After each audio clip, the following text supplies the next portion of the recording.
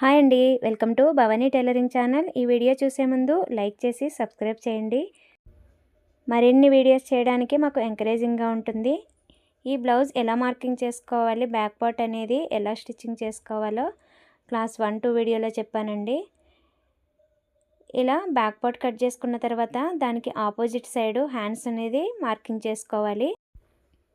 మనకి ఆపోజిట్లో ఓపెన్స్ ఉండాలి. మళ్ళీ ఇలా డబుల్ ఫోల్డింగ్ చేసుకుంటే 4th ఫోల్డింగ్స్ వస్తాయి. బ్లౌజ్కి 2 హ్యాండ్స్ కావాలి కదా, ఇలా 4th ఫోల్డింగ్ చేసుకుంటే 2 హ్యాండ్స్ వస్తాయి. ఇలా మార్క్ చేసే ముందు ఒక 1 ఇంచ్ మార్క్ చేసుకుని ఇలా లైన్ గీసుకుని ఈ 1 ఇంచ్ మార్కింగ్ దగ్గర లోపలికి ఇలా ఫోల్డింగ్ చేసేసుకోవాలి. ఇది హ్యాండ్ స్టిచ్చింగ్ చేసేటప్పుడు ఈ 1 ఇంచ్ అనేది లోపలికి వెళ్ళిపోతుంది.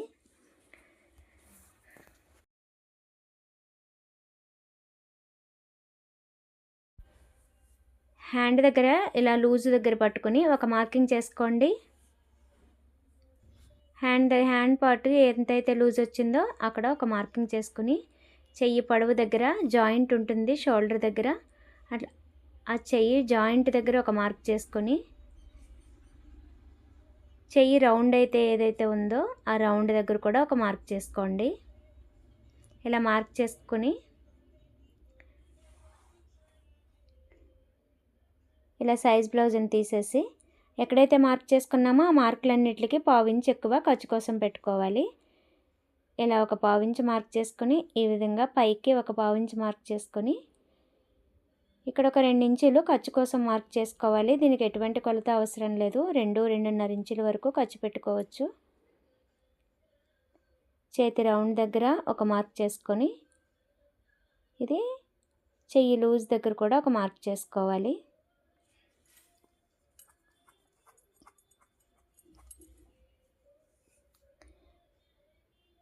చెయ్యి పొడవు దగ్గర 1.5 ఇంచులు మార్క్ చేసుకొని ఈ 1.5 నుంచి కిందికి ఇలాగా రౌండ్గా వచ్చేలాగా మార్కింగ్ చేసుకోవాలి. కొత్తగా నేర్చుకునే వాళ్ళు పేపర్ కటింగ్ చేసుకోవాలి. ఈ రౌండ్ గీయడం నేర్చుకోవడానికి ఈ విధంగా మార్కింగ్ చేసుకుని కటింగ్ చేసుకోండి. ఇక్కడ చిన్న చిన్న జాయింట్లు పడతాయి హ్యాండ్కి. ఆ జాయింట్లు ఎలా వేయాలో స్టిచ్చింగ్ చేసినప్పుడు చూపిస్తాను.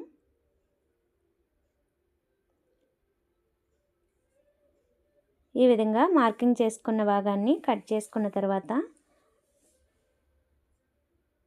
చెయ్యికి సెంటర్ పార్ట్లో ఒక కట్స్ ఇచ్చుకొని ఇలా స్టిచ్చింగ్ పార్ట్ దగ్గర కూడా కట్స్ ఇచ్చుకోవాలి. స్టిచ్చింగ్ చేసేటప్పుడు ఈజీగా ఉంటుంది. ఇలా ఈ ఎక్స్ట్రా పీస్ 1 ఇంచ్ అనేది ఇలా లోపలికి ఫోల్డింగ్ అయిపోతుంది.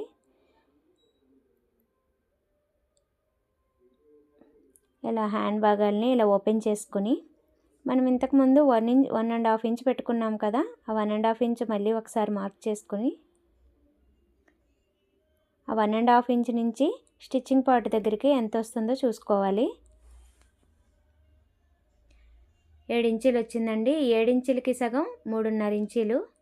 ఇలా టేప్ని ఫోల్డింగ్ చేసుకుంటే మీకు కొలత వస్తుంది. ఇలా 3.5 ఇంచుల దగ్గర మార్క్ చేసుకుని ఆ 3.5 ఎక్కడికైతే వచ్చిందో అక్కడికి షేప్ వచ్చేలాగా మార్కింగ్ చేసుకోవాలి. ఈ విధంగా మార్కింగ్ చేసుకున్న విధంగా కటింగ్ చేసుకోవాలి.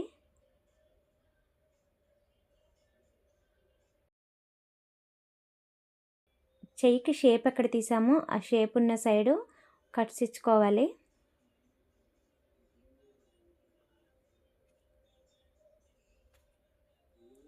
ఇలా ఓపెన్ చేసుకుని లోపల సైడ్లు మార్కింగ్ చేసుకోండి. లోపల సైడ్ అనేది సీదా సైడ్ ఉంటుంది, ఎందుకంటే మార్కింగ్ చేసుకున్న భాగాలన్నీ లోపలికి వెళ్ళిపోతాయి.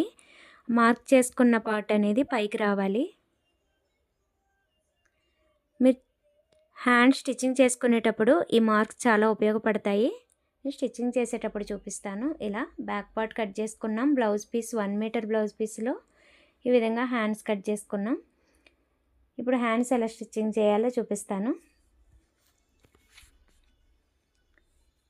ఇలా మార్కింగ్ చేసుకున్నాం కదా, ఈ మార్కింగ్ చేసుకున్న పార్టు సీదా సైడ్ అండి. ఇంటూ మార్క్ ఉన్న సైడు సీదా సైడు.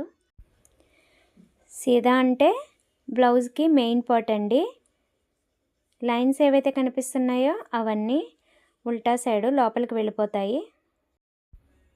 ఇంటూ మార్క్ ఉన్న సైడు హ్యాండ్కి జాయింట్ వేసుకోవాలి. ఇలా చిన్న పీస్ తీసుకుని ఇంటూ మార్క్ ఉన్న సైడు జాయింట్ చేసుకోవాలి.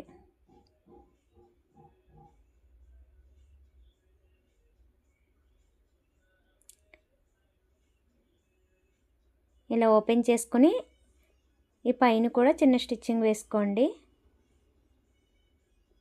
ఇలా స్ట్రైట్గా స్టిచ్ చేసుకోవాలి. బ్లౌజ్ వేసుకునేటప్పుడు జాయింట్లు అనేవి చినిగిపోకుండా ఉంటాయి.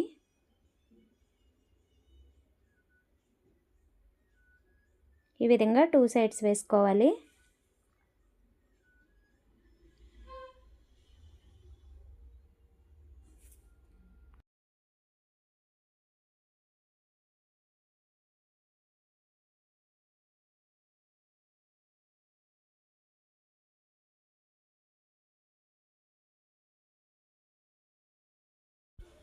ఈ విధంగా రెండు వైపులా చేతికి జాయింట్లు వేసుకున్న తర్వాత ఇలా మార్కింగ్ చేసుకున్న సైడు తీసుకుని 2 ఇంచెస్ ఎక్స్ట్రా ఖర్చు ఉండేలాగా కటింగ్ చేసుకోవాలి.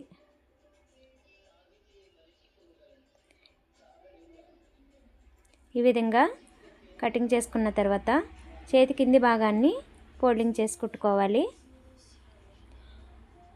ఇలా మార్కింగ్ సైడ్ కాకుండా ఉల్టా సైడు, ఇది ఉల్టా అండి, ఈ ఉల్టా సైడు చిన్నగా మడత పెట్టుకుని ఒక కుట్టు అనేది వేసుకోవాలి.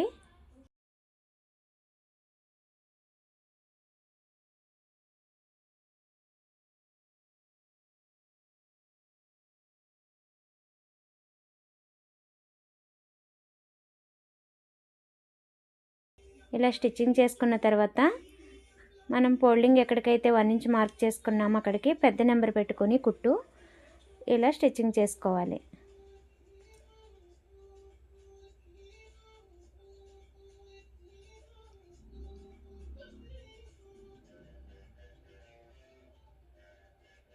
ఇలా స్టిచ్చింగ్ చేసుకున్న తర్వాత హ్యాండ్ అనేది రెడీ అయిపోయిందండి.